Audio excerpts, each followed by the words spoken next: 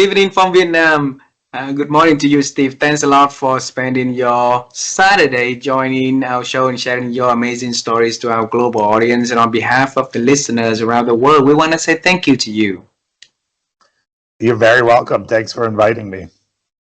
Steve, you haven't been to Vietnam. Now you have a new friend, a new family here. So if you decide to travel to this part of the world, you make sure you let us know. If your friends or your family member, anyone travel to this part of the world and a friend of Steve Cohen is a friend of ours, and let them know that they can always reach out to me and then we would love to take them around. That's amazing. Thank you, Ha. Yeah, we'll take you up on it. Trust me. And for a little taste, because I know that you have a friend, her name is Patty Nguyen. She's also Right. from, I think that with her last name is from our country. So for a little Yeah. taste of culture, it's very honor for our audience to have you to share a little bit about who you are and the work you are doing. Would you please do us that honor? Yeah. Um, I guess I would call myself, I still see myself as a producer or now I might say audience builder. And I think that I work with I had come up in radio and television. I know we're going to talk about it. Then starting in 2017, I started working with a lot of different people as the world changed. There were more podcasts and I had more opportunities to do things. I believe successful people embrace change. And I work with a lot of different personalities. And I think people want the same things. I like to tell people, like, if you walk into a store, you don't necessarily want to buy a drill, you want to make a hole. So I think about what people want, and usually it's a chance to increase their audience. So I think an inclusive way to say it is I'm an audience builder. I help people get an audience and a bigger audience and help them make more impact. A lot of these people have had a lot of success, and they want to go from success to significance, to go from pain to purpose. And I want them to help them tell their story in a bigger way. And I've tried to do whatever it takes to get them to do it. And that's kind of how I got into this role after all those years in radio and television. Wow. So help the people who are good to great, right? So Jim Yeah, Collins absolutely. mentality. Yeah, Jim Collins, for sure, for sure. Yeah, yeah. And seems like 2017 was a moment that changing you from the Yeah, year experience of in the media, the producer, broadcasting on to helping other people to yeah, shine in their way. And it's an honor, to do the works that help people to grow, isn't it? yeah, absolutely. I think, yeah, I mean, I I should give a guy named James Altucher a lot of credit. I had been in TV and I was at the #1 station in New York in the morning show, and James Altucher, I'd met him, and he was looking for a producer for his podcast. He had been doing it for a long time, and that changed my life because I felt after a while everybody kind of needs a change. And I had been in television for a long time, for 15 years, and I thought you just mentioned Jim Collins, it probably helped me go from good to great. I felt it was a good change. I felt like, all of a sudden I had somebody who really enjoyed getting his word out there, was really interesting and interested. He was very curious. He could use what I wanted to do, and you want to be valuable to valuable people, but sometimes what you're doing isn't as valued in some places and other places. And I know you found that in your career. In certain places you could, and so I had met this guy, James, who had written 24 books. He was interesting and interested. He was interested in computer science and hedge funds and finance and chess and comedy. And I was somebody who my experience aligned with what he wanted to do. I always was able to get guests to do stuff. News is always about context and associations. So if you wanted to talk to somebody about whatever it might be, I usually knew where to go and I could help make him better. And it was a great partnership. And I felt like for the first time, and a lot of it in life is timing, technology advanced to where everybody could be doing podcasts, and there was more of a demand for what I had to offer. Technology, coincided with what I wanted to do. And so it wasn't just CBS or ABC or NBC or just networks could do it. There was all of a sudden now there was more than 3 million people doing podcasting, and a lot of them want to do what you're doing. They might not be as successful at it. They might not be speaking to people in 80 different countries and doing it. But so that was really pivotal for me. And it made me realize, like before, I think I felt like I had a lot of obligations. And now I felt like I had more opportunities to make more money, to meet different people, to work when I want to work, to pick and choose who I want to work with. And, James, again, I think, if we're lucky enough, your tribe is your vibe. You're the average of the 5 people you spend the most time with.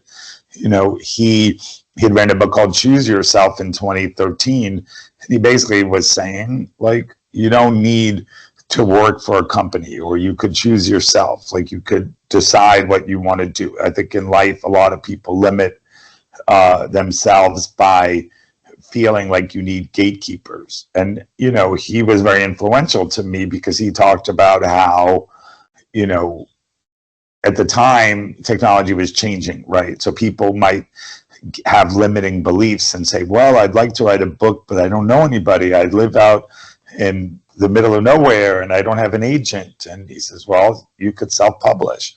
Or I want to be a musician. Well, people like Justin Bieber were discovered on YouTube. So there was a democratization of things.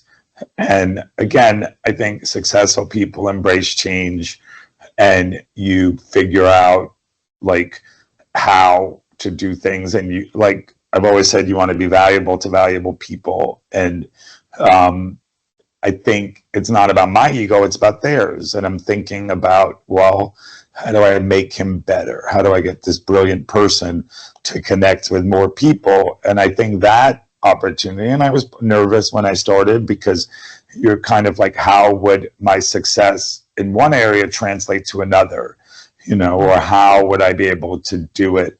And I just felt like, okay, I'm going to really, really work hard and try and help them, and I was effective at bringing interesting people to him, and I was confident because I knew he would have good conversations with them. So I reached out, and we'd had great people on there. I would get him on other shows. Again, he didn't want to buy a drill. He wanted to make a hole. Like he had been doing it. He wanted more people to hear what he had to say, whether he was evangelizing about Bitcoin or cryptocurrency, which was an early adapter, whether it was offering his views on the world. And so I feel like I get it. I take it personally. And I know that people really want to get out there. People need, and see this as you deal with older people, or as I watch my parents get older, people want the 3 C's, right? They want to feel, no matter what age you are, but particularly as you get older, you want to feel connection, challenge, and contribution. You want to feel like you're doing all those things and what you're doing is important. And sometimes you feel that there's a sense of importance when you're getting a lot of attention or feedback from other people, and people like it and need it. And, so that experience working with James, and we would put, I felt like, again, I want to be useful to people. I don't want to use them. I want to make them better. And I felt like I was able to enhance what he did, so if he was going to San Francisco to speak at Google, I would try and set up other events there. Or if he was, you know, or if he loved chess, I would put, you know, the world champion Garry Kasparov on. Or he liked to talk about money, and we put 15 or 16 billionaires on. And then he wrote a book called Think Like a Billionaire, you know, about mindset. So I think, yeah, I mean, I think it was a good relationship, and then it helped me learn a little bit more about podcasting and this arena, meet new people, and you know. But I think I just try and do my best and work really hard. Wow, wow. Uh, I interviewed a Holocaust survivor. Her name is Dr. Edith Eger. So she Yeah, wrote, she's amazing, yes, amazing. Yeah, and I knew her through the book The Choice. And in that book, in the acknowledgement page, she wrote this. She doesn't believe that people come into her life. They are sent to her life. So people are sent to your life, and vice versa. You are sent to their lives to yeah, have their voice heard, to have the audience know more about the ideas. And imagine if good ideas, nobody know about it, nobody listen to it. The good idea dies early. Is how wasteful it is, right? So thanks to the work that you are doing, and thanks to the years of yeah. experience. And earlier you put it, you share in the a couple of minutes ago, is you were nervous, but you knew Yeah, I what was it needed apprehensive. to, Yeah, yeah, you knew what it needed to be done. You need to work hard, you need to get out there, you need to do the works, so that you know it will get to the destination that you and your clients want to do. And in this particular interview, we want to know about your dreams, the journey that lead into that 15 years in the broadcast industry, and how it's transformed into the audience building business yeah. that you are doing now. So how do you like in terms of the idea of time travel with me? I think it's excellent. Yeah, Okay. and I Okay. like the utilization of that phrase. Okay. When I was little, Steve, I grew up in a very poor community in the central of Vietnam. So back in those days, we had electricity one day, then the next day, maybe we don't have electricity for the next day or even a couple of days after that. So the only my childhood is filled with imagination when we see the moon, right?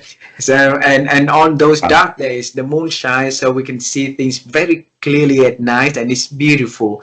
So my earliest dream about the future works that I would do into the world is become an astronaut and go to the moon to see how bright it is on the moon.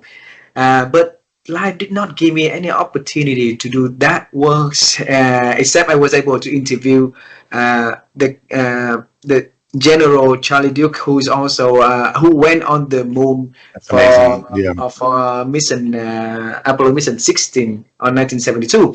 So basically, life took me to a different direction, do things that it's not aligned with what my childhood dream. So for you, when you were little, what was your dream about the future works Steve is going to do and to show to the world?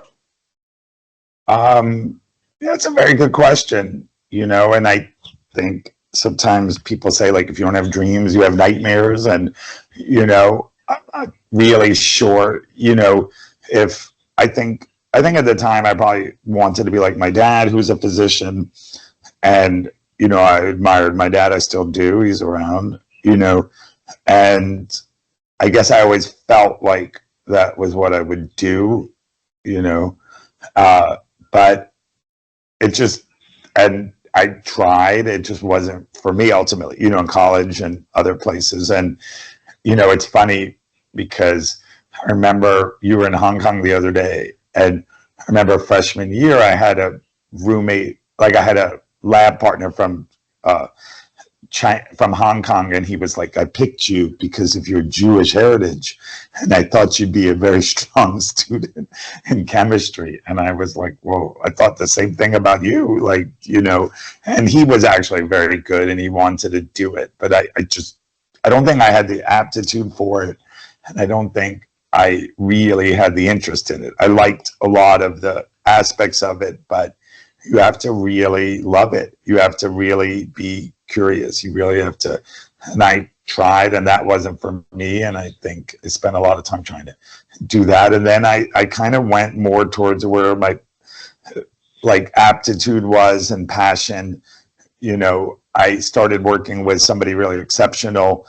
Um, you know, his name is Steve Eisman, and you know, he was one of the investors who predicted the subprime housing crisis. And you know, Steve Carell played him in the movie, but he likes to talk about, well, everybody's like, follow your passion, follow your passion. And he's like, well, if you really want to be an opera singer and you can't carry a tune, then you shouldn't be an opera singer. You know, but what you're saying is like, you can, you know, fulfill your desire, you know, whatever it is. Like you could take some of those characteristics that suit your talents. So in your case, you said, well, I wasn't able to go up in space. Maybe you still can, you know. I don't know if I'm sure there have been astronauts from Vietnam or other areas, you know, but you're doing your thing, like Jen Drummond, who I think is really exceptional, and it's a privilege to work with her. It's inspiring. You want to be around people that inspire you, but she's climbed to 7-second summits, and she has a podcast, a successful podcast called Seek Your Summit. Your summit might not be to climb Mount Everest or do other things, but you have things that you do want to accomplish. For some people, it's to run marathons. For some people, it's to cure cancer. For some people, it's to make the most beautiful music in the world. But I think you have to have a North Star, and you should want to do things. And I think it took me a while. I was always probably a strong writer and enjoyed interacting with people. So when I went to college, you know, I worked at the student newspaper at the University of Michigan, and I liked meeting different people from all over, you know, and to this day, like 35 years later, I'm still friends with a lot of people. I feel like, you know, kind of like I'm a diamond, I'm forever. I maintain friendships. I think it's important, you know, and I think it helps make for a better life and a more interesting life. And I mentioned, you know, just a lot of different people. And I worked on sports, and I found a lot of these people inspiring. Some went on to win awards and the Heisman Trophy or Super Bowl trophy, or they or gold medals. And you know, that wasn't in the cards for me, but I want to try and match their success in other areas and contribute. And you know, so I felt so. Medicine was not for me. I'm glad it wasn't, and I had to probably learn the hard way. And you know, then I think I was a little lost. I think I didn't want to go to law school. I didn't want to go to grad school. I don't think I wanted to write for newspapers.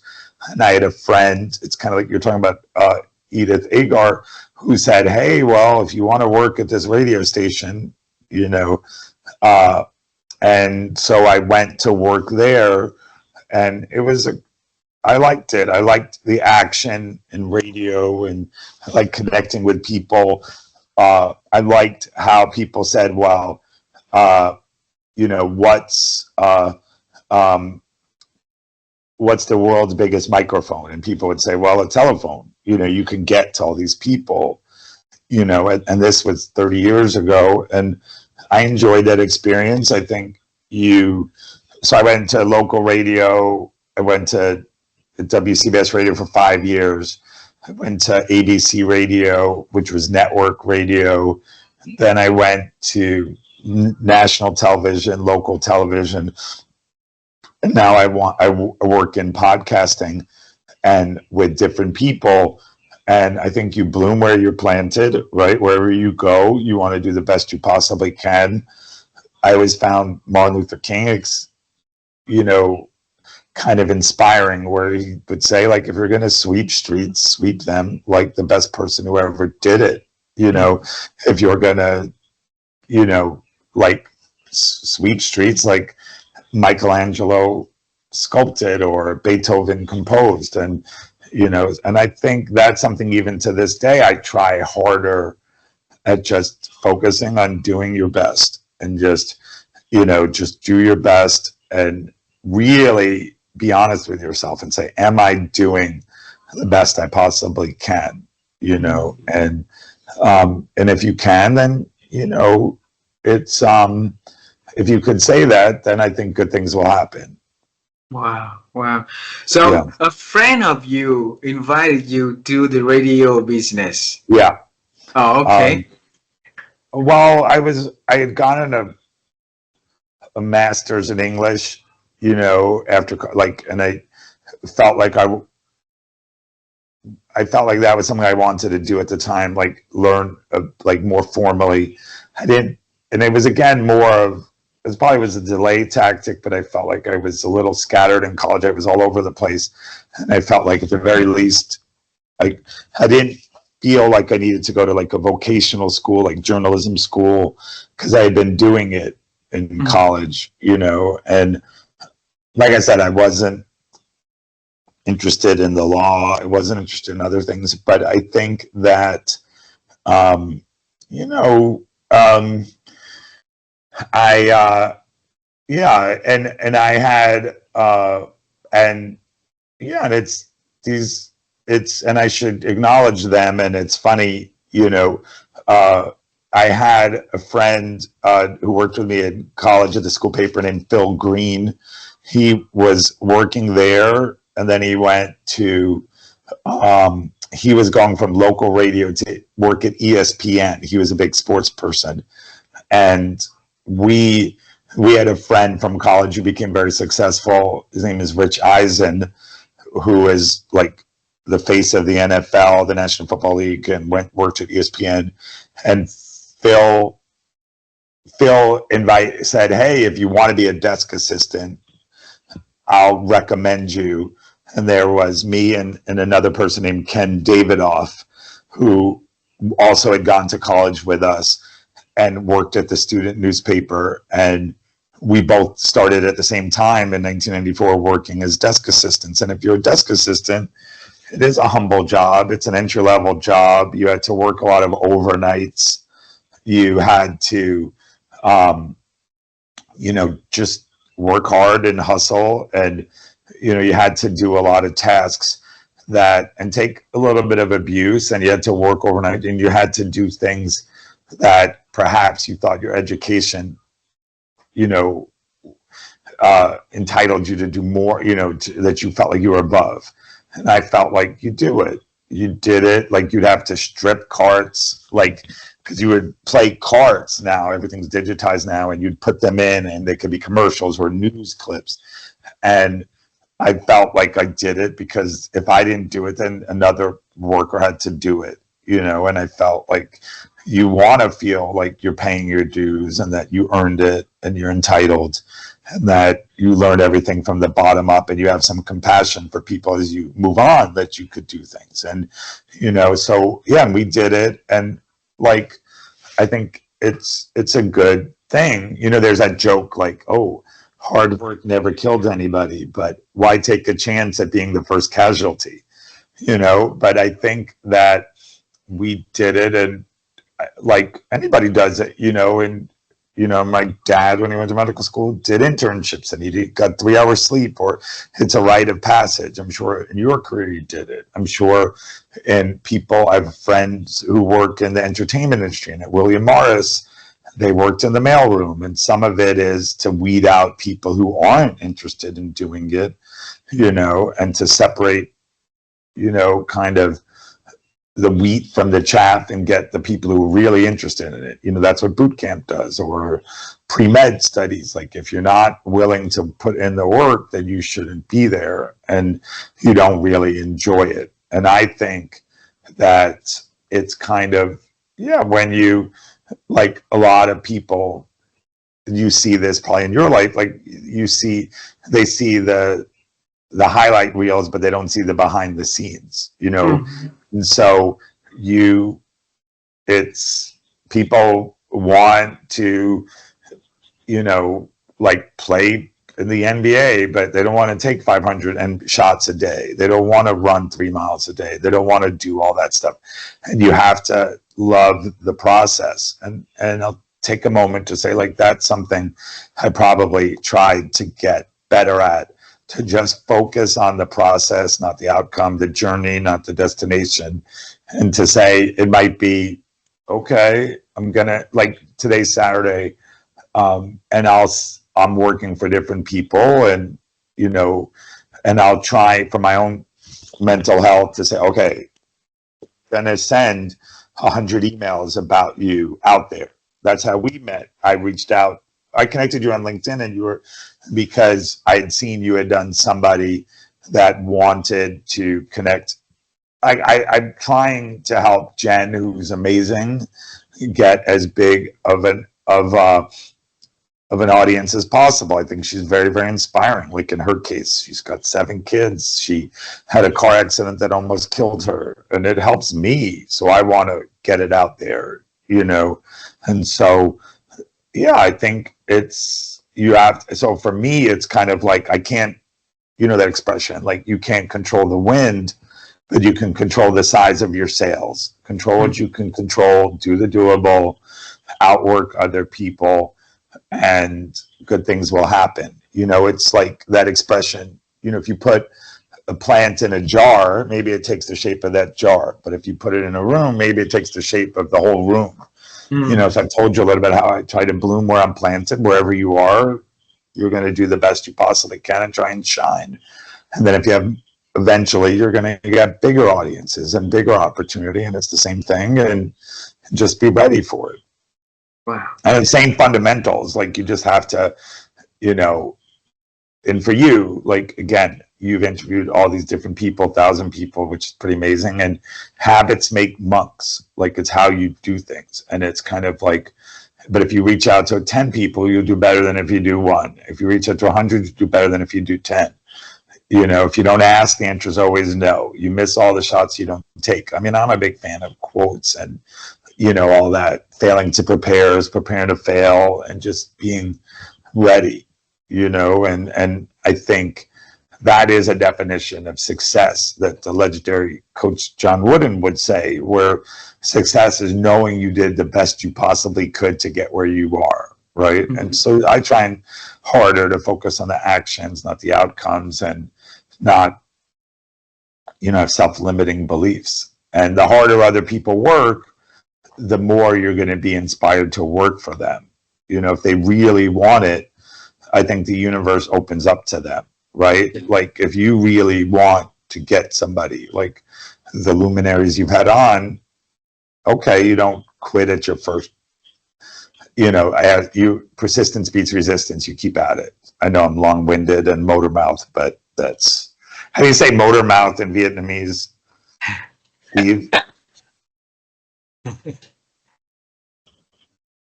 So Steve, give me 1 second. Some pop-up on my computer. Sorry about this. I put in the note in here. You said that do what is doable. Okay. Yeah. And good things will happen. Okay. And I have the really admiration for the people who have the strength to bear the endurance, the resilience to bear with the challenges along the way.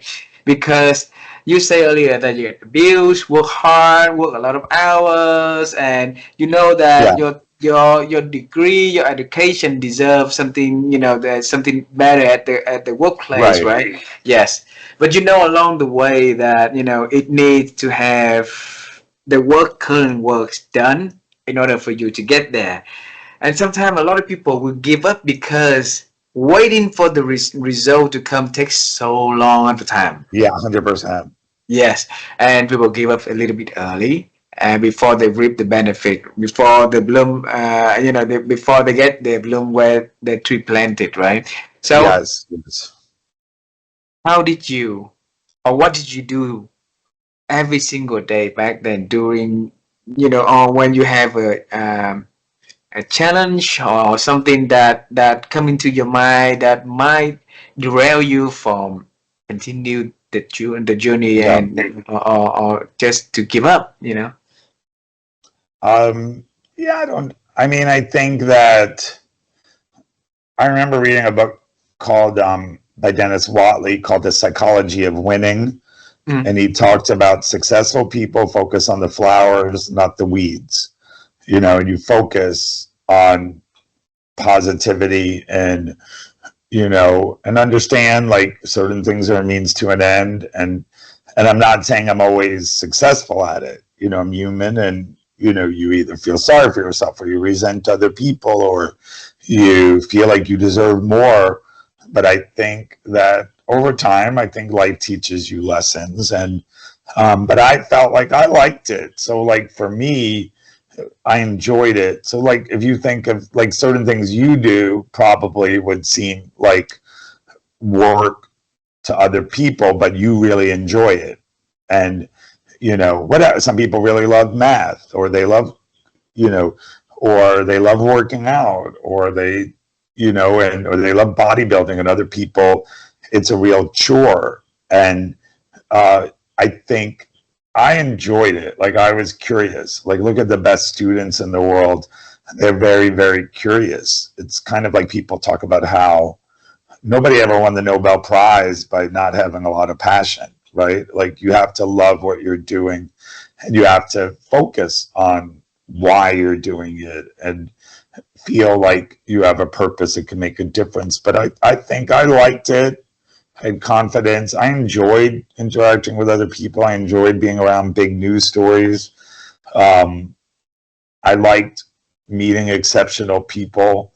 Yeah, I mean, I like connecting people.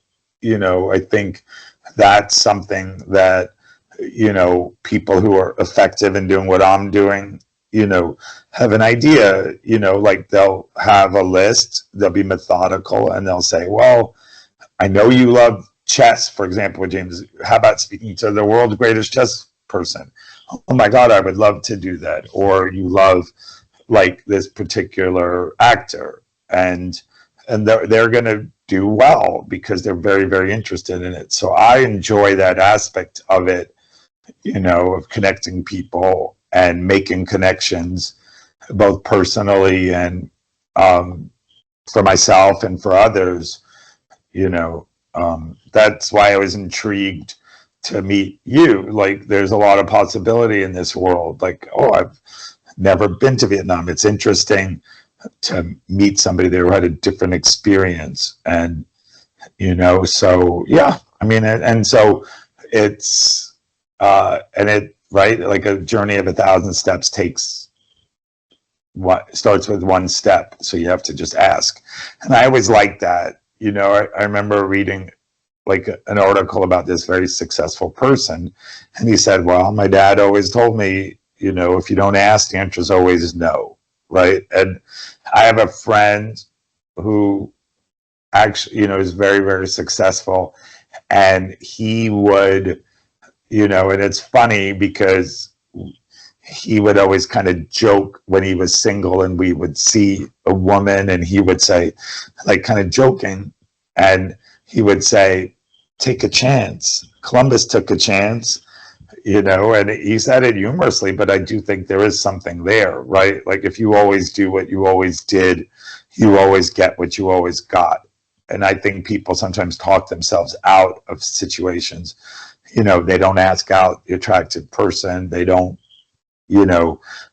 pursue this job, or they kind of talk themselves out of it. And I think sometimes there's a paralysis of analysis. Like I was watching the TV show Suits the other day, and somebody was talking about how they talk about the car jack story. Like a jack is something you use to kind of pump up your tire, and they talk about how this story about this guy, and he was driving his car, and then all of a sudden his tire broke, or his tire like went flat, and he needed to get a jack, and so he had to walk over to like a stranger's house to do it. And in his mind he kept saying, well, like, okay, what if he doesn't have a jack? Like, what if he robs me? What if he says no, like what, and then the guy walks like 2 miles and walks up to the door and he goes, you know what? Keep your jack. I don't want it. And we talk ourselves out of things. And I thought that was a good kind of story that helped talk about how, we let fear get in our way. And I'm, as you could see, I'm a big fan of quotes. And I heard the other day somebody say on Jen's podcast where it's saying, like, it'll be okay in the end. And if it's not okay, it's not the end, and I think, and I'm a big, like, things work out best for those who make the best of the way things work out. And it's advice I need to follow at times, and so, yeah. Wow. But that, I know I'm motor mouthing again, but yeah. It's a lot of insights and wisdom right there. Thanks, Steve. Yeah, you're welcome. Yeah. So as a desk assistant and move up the ladder to later on go into the management position, how did you feel about that journey, Steve? I felt pretty good. I felt like I probably outgrew what was at local radio, and I had an opportunity to go to network radio by somebody I knew, and somebody named Tony Gatto, and I thought, I'm grateful to him for taking a chance on me and give it, and I think you learn wherever you are and wherever you go. And it's funny, I was talking to somebody the other day, and no matter what industry you're in, you kind of got to work your way up, right? You have to kind of, like, and I'm a music fan, or Drake would say, started from the bottom, now we're here. Or Kanye West had the song Gold Digger, and I know I shouldn't be quoting him, but in that song he has a line that says he's got ambition, look at his eyes. This week he's mopping floors, next week it's the fries. And I think wherever you are, think about it, and, don't do your best and be open to opportunities. But I felt like, I felt like I was ready. I felt like I'd put in the work. I felt like I was ready for new challenges. And, there's always a dynamic when you're in a, kind of in a work situation. There are people who've been there a long time. There's certain things you can't control, but maybe somebody moved on to get another job, and, I think that's good. I remember I was reading a book on Mike Ovitz, who became like like they called him like the most powerful man in Hollywood. And they talked about how, they had a story about how when he was 15 or 16, he was working in he was working in a supermarket, and he was excited to have his job. Like, he was making money. And then, according to this story, his dad asked the manager there, he said, do me a favor, put him next to that guy. He said, why? He goes, because my son thinks this is an amazing job, and this guy is 25 years old doing that job. So I want him to not be too complacent and to think like there's bigger out there. So I think you have to have a degree of vision, and, and to think like, okay, why am I doing this? And that's a version of, like, focus on the flowers, not the weeds. Think more about your vision rather than your circumstance, and, just, like, don't be a prisoner of the moment, be a prisoner of your dreams. Like, think about what is it that you want to do, and have a mindset where it's like, okay, I'm going to get better. And, Carol Dweck, in her book Mindset, she talks about, a fixed mindset wants affiliation, right? But a growth mindset just wants to be the best he or she can be, right? And if you focus on just doing your best, I think good things will happen. Wow. Yep. Yeah. So, Steve, when Phil and Phil Green and Rich Eisen introduced you onto the radio business, right? Yeah. And you studied as the desk assistant. So, yeah, what was your vision about that role you are doing the works, your position in the industry in the future? Okay. Well, I felt like, I mean, it was kind of new to me, and it was a corporate environment. I mean, I thought it was very, very cool. I got to go to sporting events. I got to do stuff. I thought some of the people there were a little bit grumpy and, weren't as welcoming and inviting.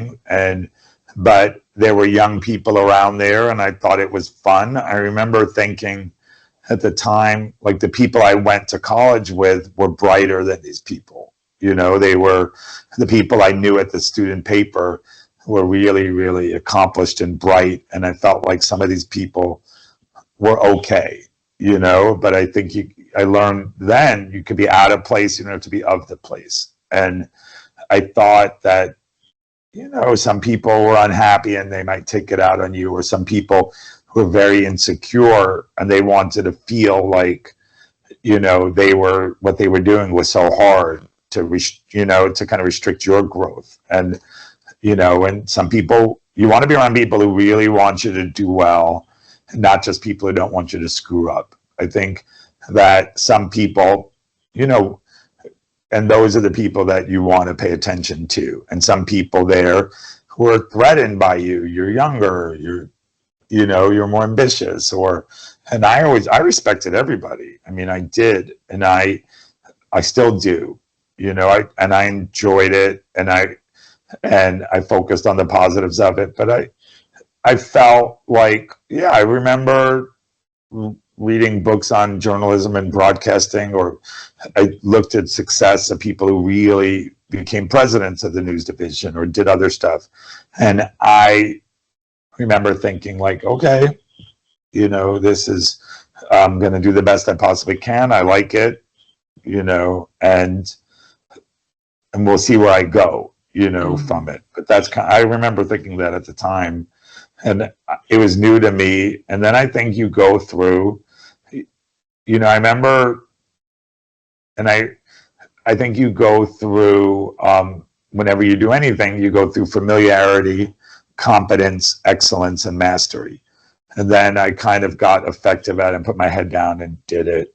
And then I think one thing that was interesting was on 9/11, September 11th. So I was at WCBS Radio, then I went to ABC Radio, and I thought that was a nice experience. I had a managerial position. I think, it was cool. You got to go to national events. You had a lot of different stations over there, and it was a learning curve for me because I never had supervised people before, and I think people are naturally resentful if somebody's new comes in, or they seem younger, or they don't know things. And but I will tell you, and I was ready. I think I was always ready to go into TV. And then on September 11th, I had an interview with Good Morning America, and I'm sitting in my office and I'm watching Good Morning America because I wanted, when I spoke to their executive producer, a woman named Shelley Ross, I wanted to go in and be ready. And I was watching it, and I still remember it. And then at like 8:50 that morning, or 8:40, or like these planes, one plane went into the World Trade Center. And then I knew I had to work and help start our coverage with it nationally with all these correspondents. But I remember thinking, maybe it's an accident. Is it a national story? Or do we break in? And then the second one happened. But, and I think, yeah, I mean, that was an interesting story, and it changed the world.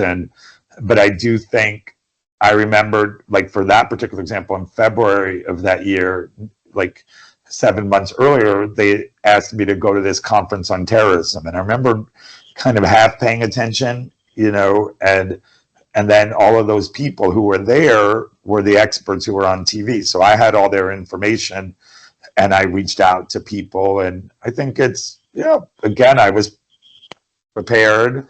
I had their number. I knew where to go. It's like when you read books on what color is your parachute, you know, are you digging your well before you're thirsty? Like but I obviously, you know, that changed the world. And when and I had an extra couple of months before I spoke to Good Morning America, and then people at CBS had asked me to speak to them, and my dad was helpful because he had a patient who worked at CBS, and he's like, well, why doesn't your son look at CBS?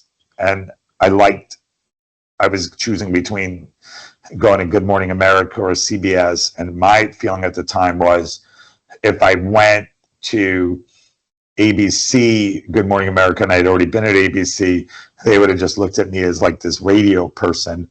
If I went to CBS, I'm kind of a new person, even though I'd been there before. And I think I like the culture better at CBS than ABC.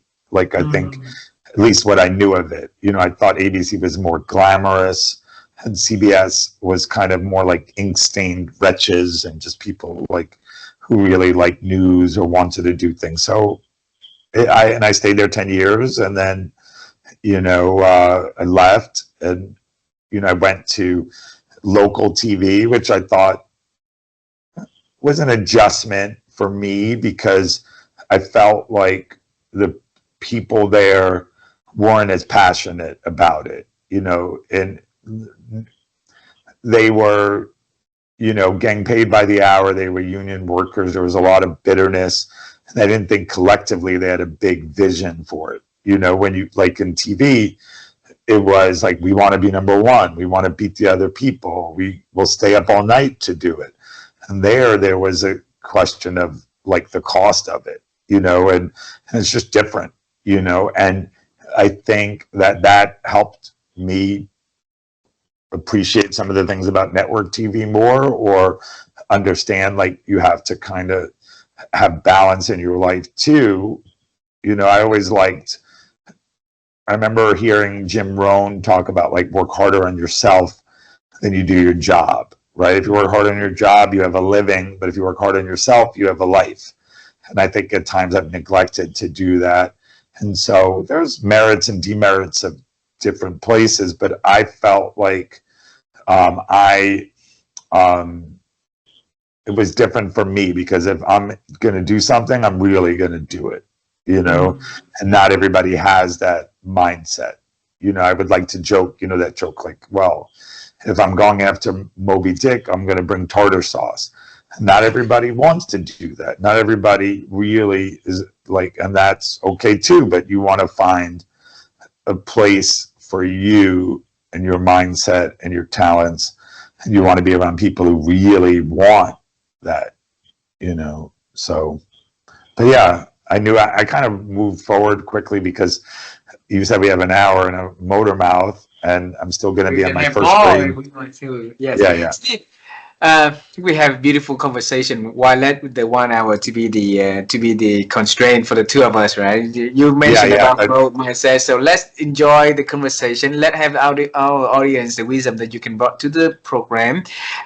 You mentioned about in the very early in our conversation is that the important having the people in our circle, the 5 people we associate with. So so for you, Steve, who are those 5 people in your life? Why do you choose them to have them? Well, I definitely think it's family. You know, my dad. You know, my mom.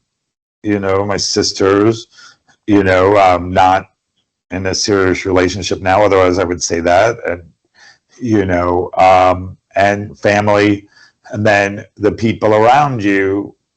You know, I choose to work with people who inspire me and are really hardworking. And so I would say it, like by virtue of what I'm doing, you know, I think Jen Drummond has a big influence on me, Steve Eisman, who I started with.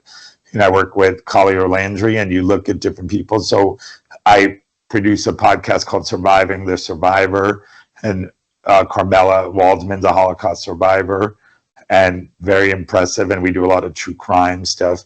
I mean, so I try to be around positive people, and people have influenced me, and I generally find, like, if I naturally believe in somebody, I'm going to want to help them spread their word, right? So one person who influenced me a lot was a woman named Amy Morin, who wrote 13 Things Mentally Strong People Don't Do.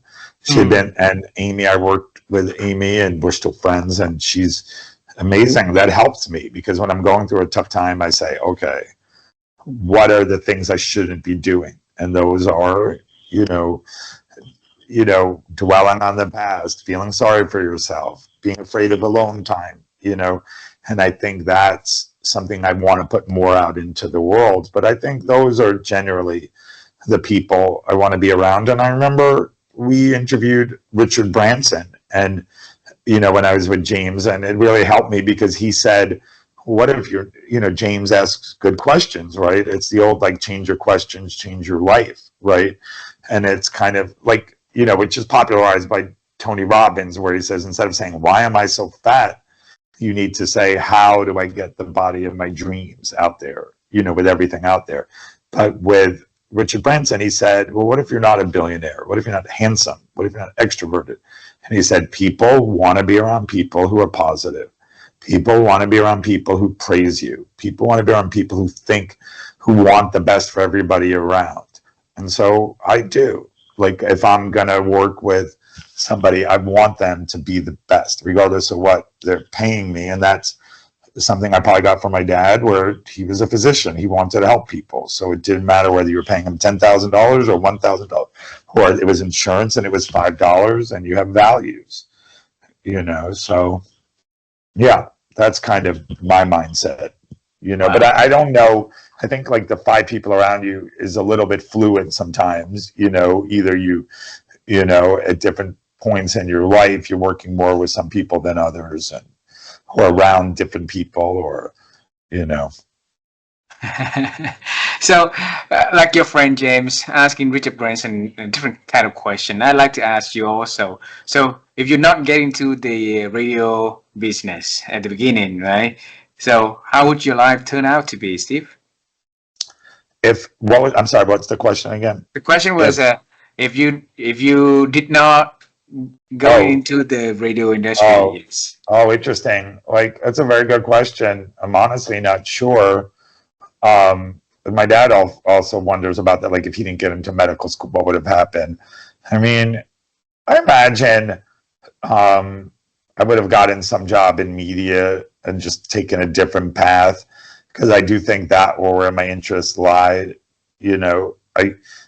I remember at the time I was looking for comedy job, like, to get started in there. I remember Conan O'Brien was starting his show around that time when I was getting out of school, and I thought I could write comedy and make people laugh.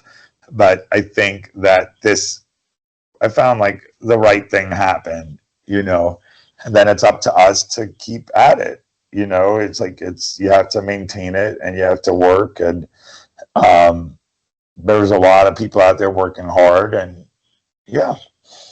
Wow. But I think it's a good question. I never really thought about that,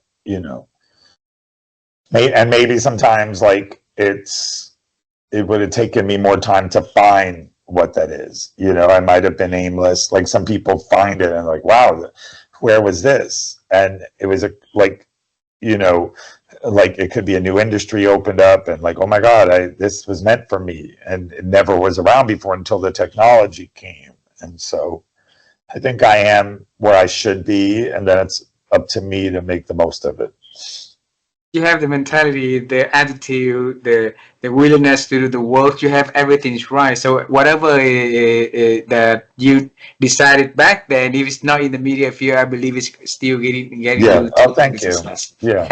Thank you. Two last questions for this conversation. Okay. You mentioned one thing. That one word is repeatedly in this conversation. Do you know what word is that? Is it passion or no? No, I'm not sure. Okay. Motor mouth? And no, you mentioned that word only 3 times. But you mentioned the word I think. Oh, You mentioned interesting. about that Yeah. many, many times. Okay. And my wife and I, we've been on the quest to help people to improve their ability to think, just like you help in your audience to build better Yeah. stories, to get their, more audience for them, right? So we believe that our thinking capabilities today has been diminishing because so many noises out there, so many factors that blocking us to think better. Okay, and for that reason, for every conversation that we are having, we always ask this question. I want to ask you also, Steve, how have you been growing your ability to think over the years? Um, and I think that, oh, see, you're right. You are right. Yeah, Yeah. see. Um, I I try, it was always hard for me, like, to take criticism, it's like that expression, like, if I'm afraid to be rubbed, how am I going to be polished? And you have to be willing to hear it. Um, I try to listen to other people, I try to see things from a different perspective. I try and um, learn from failures rather than dwell on them. I'm not always good at it. Um, but yeah, I think you're right. I do say I think a lot, and um, I it's funny because today, you know, the Wall Street Journal had an article on Daniel Kahneman. When he died at 90, and he chose to. This guy Jason Zweig wrote a really good article. He's famous for winning the Nobel Prize, and he wrote "Thinking Fast and Slow: How do you make decisions?" And just today, Jason Zweig was saying that Kahneman famously said, "I could change my mind if I'm wrong. I don't have to keep my same patterns, right? Like, you have to learn how to recognize when you're wrong and move away from stuff that doesn't serve you." And I probably uh, have had a hard time doing that, but uh, you know, I said earlier, if you always do what you always did, you always get what you always got, and you have to change if you want different results. And so I've tried to think about what I'm doing, and is it helping me? Is it getting me where I want to go? Am I even defining where I want to go? It's hard to hit a target you're not aiming at, and so I think it's important to set a little bit of goals and to be disciplined.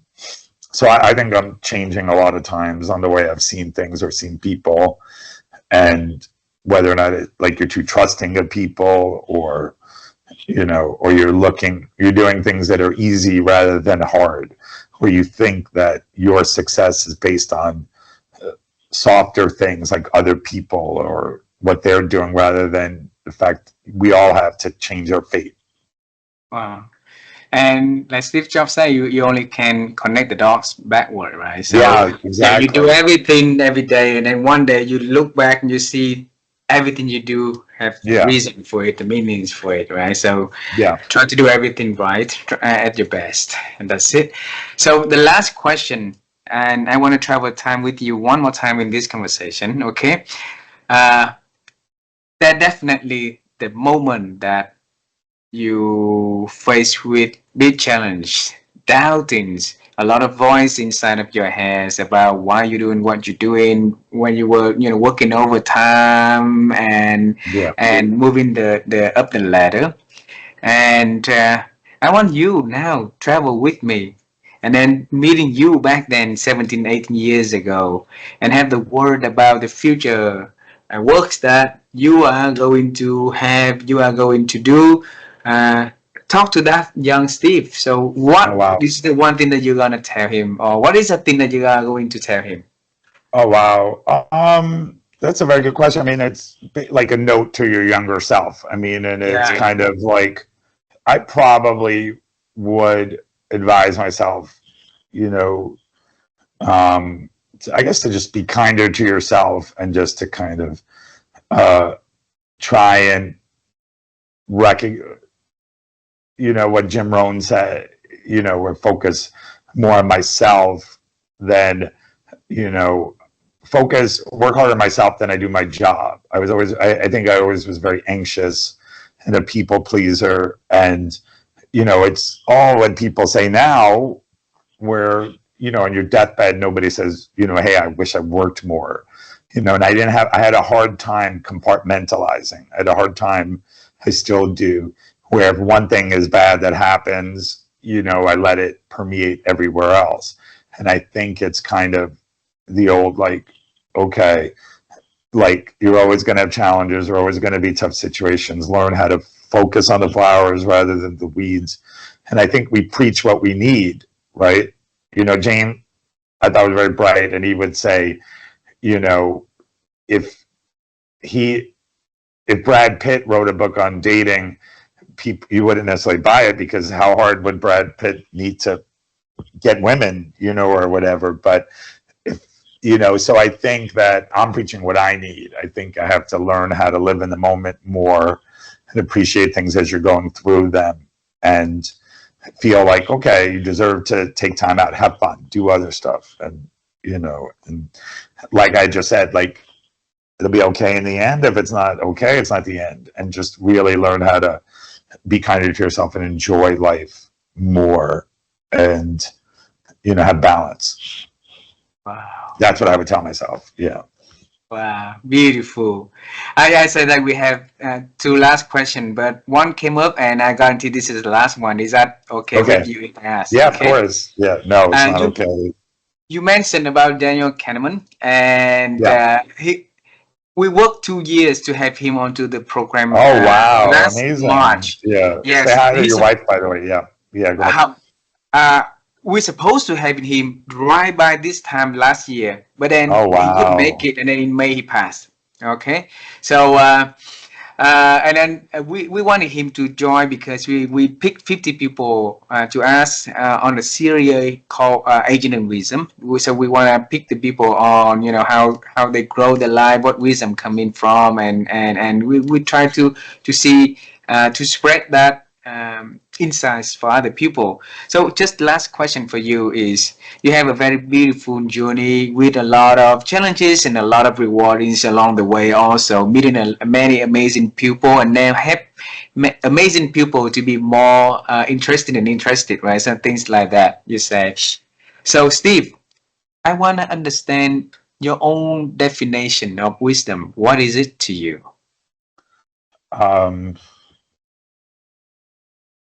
That's I think I think again. No, but I think it's good.